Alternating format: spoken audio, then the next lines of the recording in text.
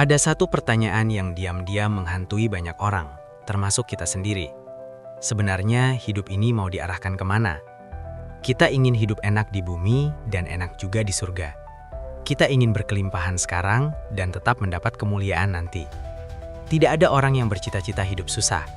Ketika penghasilan kurang, kita ingin lebih. Ketika jabatan belum tinggi, kita ingin naik. Ketika belum punya rumah atau mobil, kita berjuang keras untuk memilikinya. Itu manusiawi.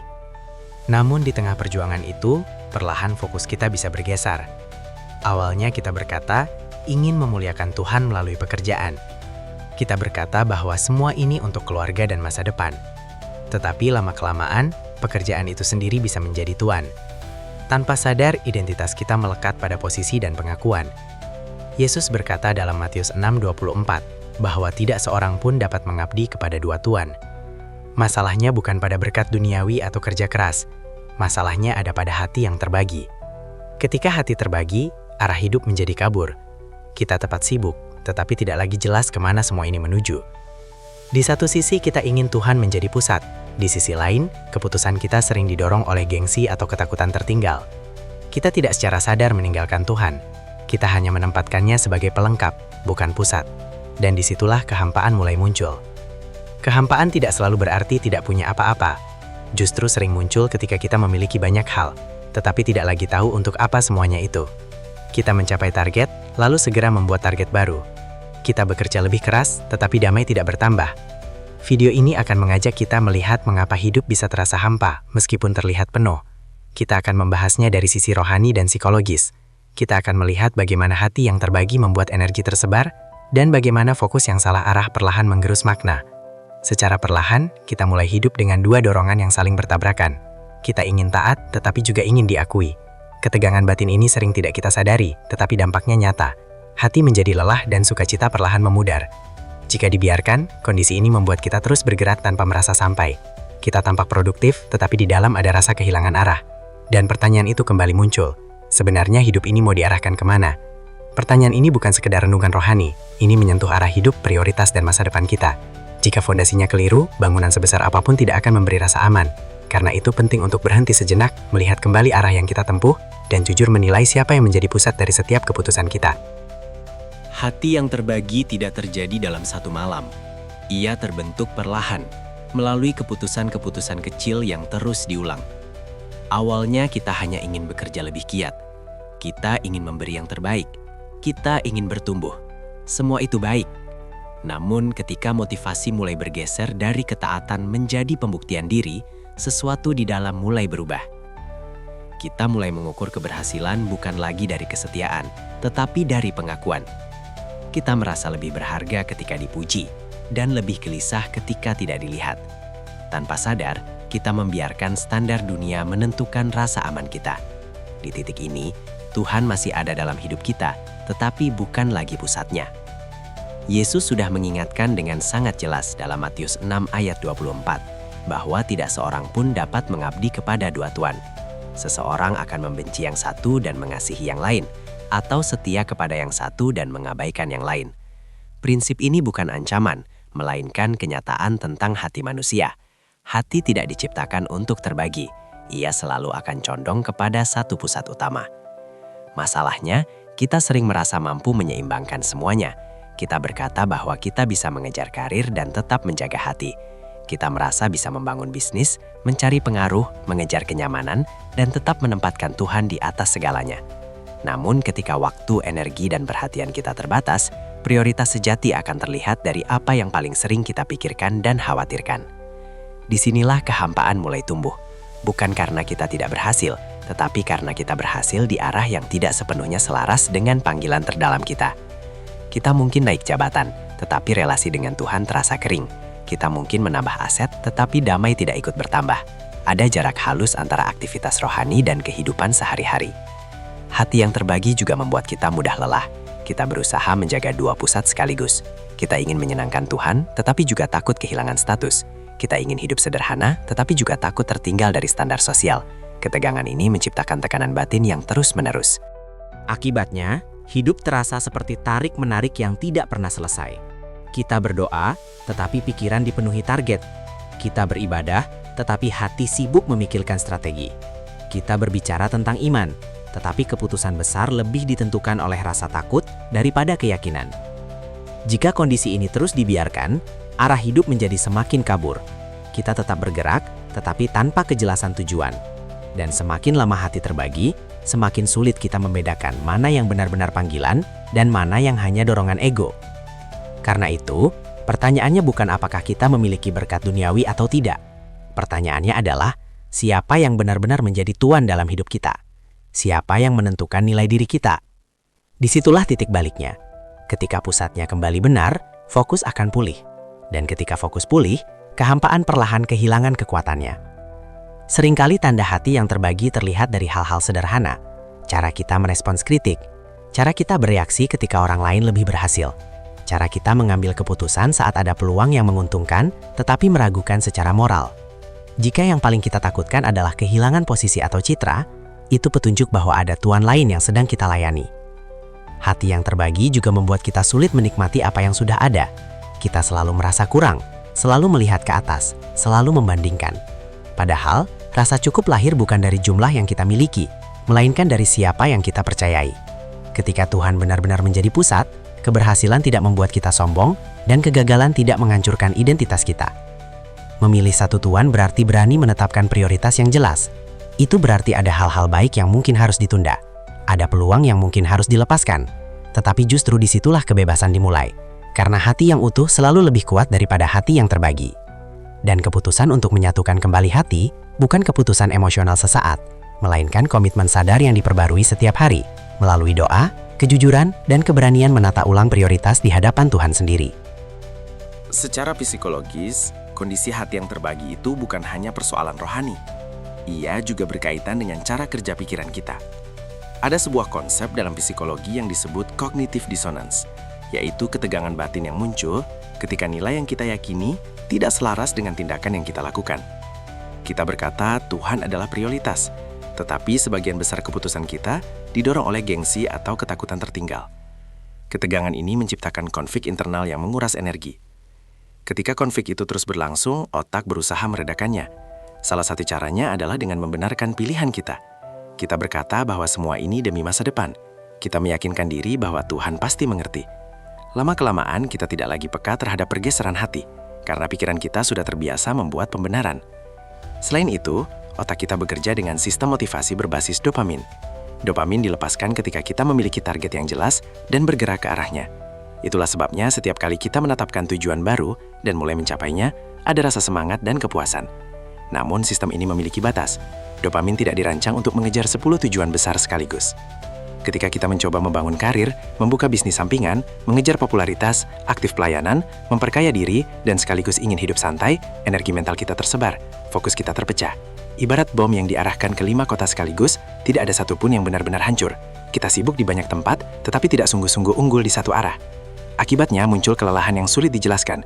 Kita merasa produktif tetapi tidak merasa puas. Kita bergerak terus tetapi tidak merasa maju secara mendalam. Otak kita terus dipacu oleh target baru, sementara hati kita tidak pernah benar-benar diberi ruang untuk menikmati proses. Ada lagi fenomena yang disebut hedonic adaptation. Manusia memiliki kecenderungan cepat beradaptasi dengan pencapaian. Rumah pertama terasa luar biasa, tetapi beberapa bulan kemudian menjadi biasa. Jabatan naik terasa membanggakan, tetapi tidak lama kemudian standar baru muncul. Kita terus membutuhkan target yang lebih besar untuk merasakan tingkat kebahagiaan yang sama. Lingkaran tanpa akhir seringkali dimulai dari sesuatu yang terlihat wajar, keinginan untuk hidup lebih baik. Kita bekerja keras, menetapkan target, lalu meraihnya. Ada rasa bangga dan lega. Namun tidak lama kemudian, standar baru muncul. Apa yang dulu terasa cukup, kini terasa biasa. Apa yang dulu kita impikan, kini hanya menjadi titik awal untuk ambisi berikutnya. Fenomena ini tidak selalu salah. Bertumbuh adalah bagian dari hidup. Masalahnya muncul ketika pertumbuhan tidak lagi disertai makna. Kita terus naik, tetapi tidak tahu untuk apa kita naik. Kita terus menambah, tetapi tidak pernah merasa cukup. Tanpa disadari, hidup berubah menjadi perlombaan yang tidak pernah selesai. Di titik inilah kita mulai kehilangan sesuatu yang lebih dalam. Bukan sekedar kehilangan motivasi, tetapi kehilangan arah. Kita mungkin masih disiplin dan produktif, tetapi sukacita semakin tipis. Kita masih aktif secara rohani, tetapi relasi terasa kering. aktivitas bertambah namun kedalaman berkurang. Markus 8:36 mengingatkan, apa gunanya memperoleh seluruh dunia tetapi kehilangan nyawa? Kehilangan di sini tidak selalu berarti fisik. Ia bisa berarti kehilangan damai, karakter, bahkan sensitivitas terhadap suara Tuhan. Kita bisa tampak berhasil di mata orang lain, tetapi perlahan kosong. Lingkaran ini juga diperkuat oleh perbandingan sosial. Kita melihat pencapaian orang lain dan merasa tertinggal. Media sosial membuat hidup orang lain terlihat selalu naik. Tanpa sadar kita menyesuaikan standar berdasarkan sorotan layar, bukan panggilan pribadi. Akibatnya, kita terus mengejar versi hidup yang bukan milik kita. Dalam jangka pendek, kondisi ini bisa terlihat seperti produktivitas tinggi. Namun dalam jangka panjang, tekanan ini melahirkan burnout. Tubuh memberi sinyal lewat kelelahan, emosi menjadi mudah meledak, ibadah terasa hambar. Kita tetap datang, tetapi hati tidak hadir sepenuhnya. Yang lebih berbahaya, kehampaan yang dibiarkan terlalu lama membuat kita mati rasa. Kita tidak lagi mempertanyakan arah hidup karena sudah terlalu lelah. Kita hanya menjalani rutinitas, bangun, bekerja, mengejar target, tidur, lalu mengulang lagi. Siklus ini terlihat normal, tetapi perlahan menggerus makna. Kehilangan makna seringkali tidak terasa dramatis. Ia datang perlahan. Kita mulai merasa bahwa apapun yang kita capai tidak lagi memberi kepuasan mendalam. Kita tersenyum ketika berhasil, tetapi di dalam tidak ada rasa syukur yang sungguh. Jika terus dibiarkan, kita bisa salah menafsirkan kehampaan itu. Kita mengira solusinya adalah pencapaian baru atau lingkungan baru. Padahal akar masalahnya bukan kurangnya variasi, melainkan kurangnya keselarasan antara apa yang kita kejar dan siapa diri kita di hadapan Tuhan. Karena itu pertanyaan yang perlu diajukan bukan hanya apa yang sedang kita capai, tetapi siapa yang sedang kita menjadi. Apakah dalam proses mengejar semua ini karakter kita semakin serupa dengan Kristus, atau justru semakin dikendalikan oleh ambisi dan ketakutan? Lingkaran tanpa akhir hanya bisa diputus ketika kita berani berhenti sejenak dan menilai kembali tujuan utama, bukan dengan menyerah pada tanggung jawab, tetapi dengan menyelaraskan kembali pusat hidup. Sebab tanpa itu, kita akan terus memperoleh lebih banyak, tetapi merasakan semakin sedikit. Hidup tidak pernah dimaksudkan hanya untuk dipenuhi dengan pencapaian, tetapi untuk diarahkan. Ketika arah jelas dan jiwa terjaga, keberhasilan tidak akan mencuri damai. Namun ketika arah kabur, sebanyak apapun tidak akan cukup di dalam jiwa.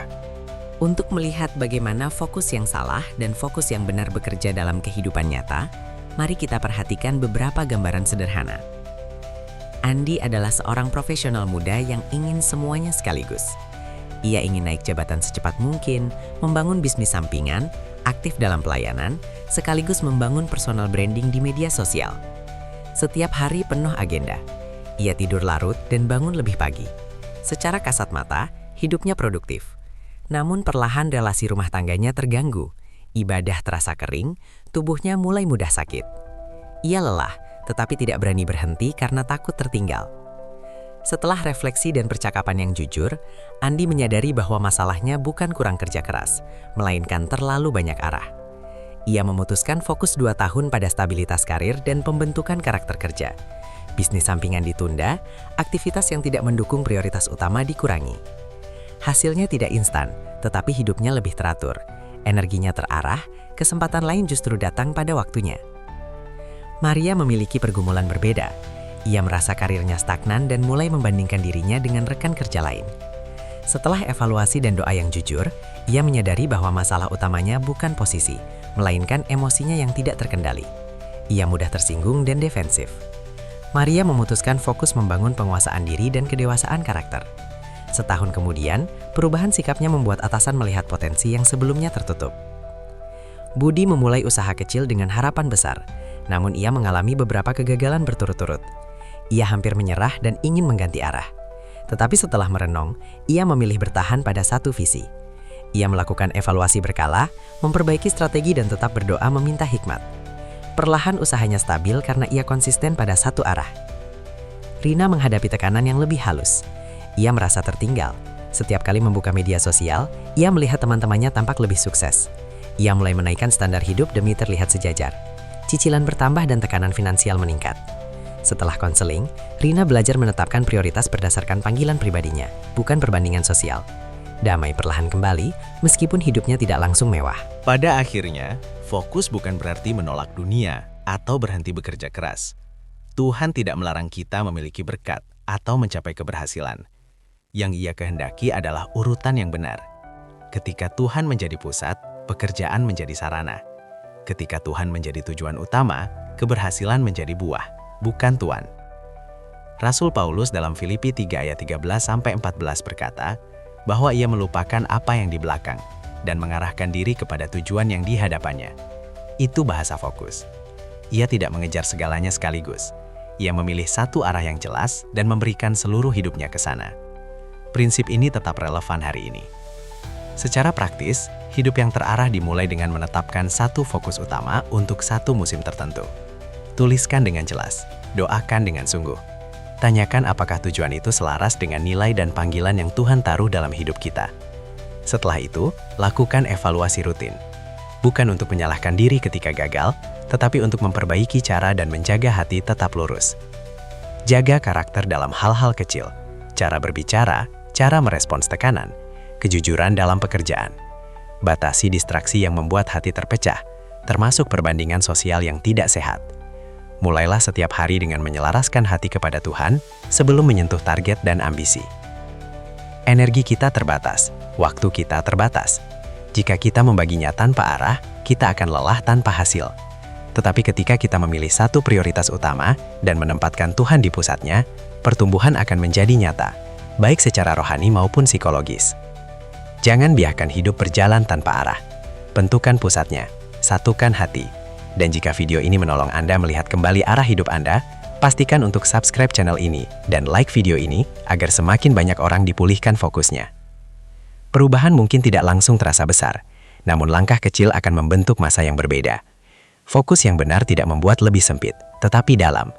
Ketika arah jelas dan hati utuh, damai tidak lagi tertunda di pencapaian berikutnya. Damai hadir dalam proses ketaatan hari ini.